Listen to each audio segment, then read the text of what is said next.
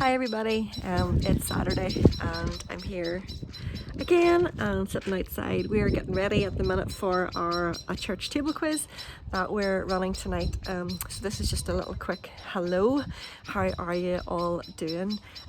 This week our little dog Samson, who is a King Charles Spaniel, had a sore leg and he was limping a little bit and sort of dragging his leg behind him, and so we ended up taking him to the vet and getting him all sorted. And don't worry, he's totally fine. He's got some medication and he's going to be just fine. But God always uses things in my life to speak to me, and it made me think of Genesis chapter 32, where Jacob wrestled with God. And it's interesting to me because God spoke so many different ways in the Bible. Sometimes he showed up in dreams, sometimes he showed up in visions, sometimes he sent angels, sometimes it was through other people, and lots of different ways. But this time he chose to wrestle with Jacob, and that's interesting because I think a lot of us face these seasons of wrestling. And look, I've been there. I know what it's like to be in a dark place and to feel like there's no way out, and to wonder where God is and he feels so far away.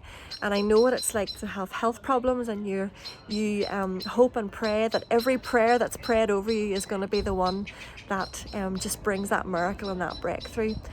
So I can understand it's not easy sometimes, but I want to encourage you to wrestle with God.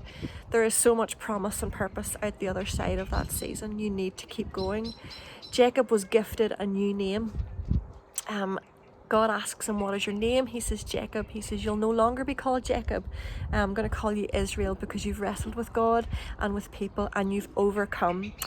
Now, you may not come out with a brand new name on the other side of this, but you will come out transformed.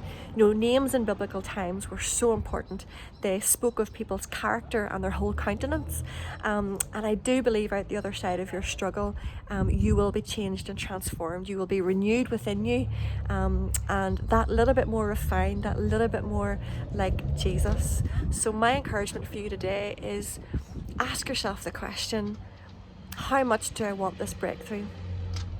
Am I willing to wrestle? Am I willing to go before the Lord in prayer and to keep going before him? The Bible tells us to ask and to seek and to knock, but the words don't mean once. They mean to keep asking, to keep seeking, and to keep knocking. So it's not a one-time thing. You need to keep at it. And so just know that that there is light at the end of the tunnel, that out the other side of this there is blessing to be had, there is a transformation to be had, and you have no idea the purpose on your life is linked to other people. It's not even just about you coming out this other side. It's about the testimony that you will carry that's going to bring just so much encouragement and that sort of healing balm to other people as they hear your story. So it's important for other people as well. And look, let's not put God in a box. Let's remember Jacob came away with a limp. He didn't come out completely unfazed. Sometimes I think we put demands on God. I want you to do it this way. If you do this, I'll do that. But we need to be satisfied with whatever way God chooses to bless you. And if you come away with a limp, it is worth it. And there's a reason.